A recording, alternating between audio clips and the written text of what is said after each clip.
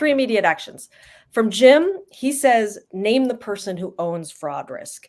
And you and I have talked about this too, Chris. You know, I love the question, like, who does this ultimately roll up to? And too often, there's not a clear owner for this vendor impersonation type of risk. Who's agree? Yes, I completely agree. So you have, the hierarchy in a company. The CFO is here, and the accounts payable group is, here. Treasury may be here. The person at the top will ultimately say, I own the responsibility of the control environment, but I delegate down how you do that. And so no one actually ends up owning it. There's implementation, and then there's oversight, but no ownership. Yep. So you could hang up this call today, look around your org, and ask this question to help you begin to mitigate your fraud risk, to at least have a starting point. Now, Chris, you had an immediate action for everybody. There you go. Yes. So you walk away from this discussion today. If you're in accounts payable, you're in treasury, you're in a CFO or leadership position, you can all ask the same question. You can audit the actual process of validating a bank account. What information do we need, or do we accept or ask for, to validate that the person that we're going to pay any amount of money to is actually owns that bank account? Because, spoiler alert, you can't call the bank and ask them if they own it. They won't tell you. No, they won't.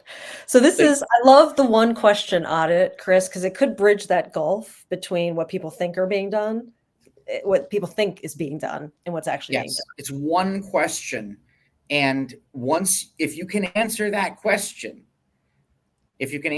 one question, then you can start to understand what your risks are, because it may show you, how do we verify? We use EWS. Okay, well, what happens when EWS fails, meaning there isn't a hit? What's that process look like? We use a vendor supplier system.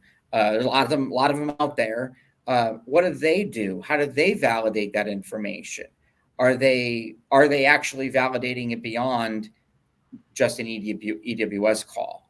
Yeah. And when you dig in a little further, and I've talked to payment professionals, at conferences, et cetera, they identify this is the issue, that they're missing that last bit.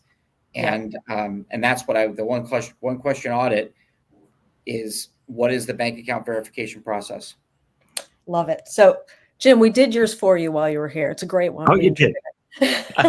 Well, thank you. I apologize for going AWOL. My computer decided that this was a good time to have a complete meltdown. Perfect.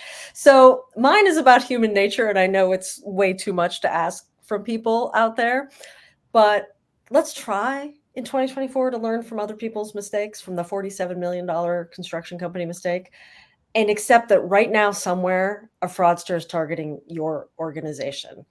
If you accept that now, how does it change how you do the work? How does it change your approach to the first 2 bits that people just gave you here? Naming the fraud risk, the person who owns it, and doing the one question audit.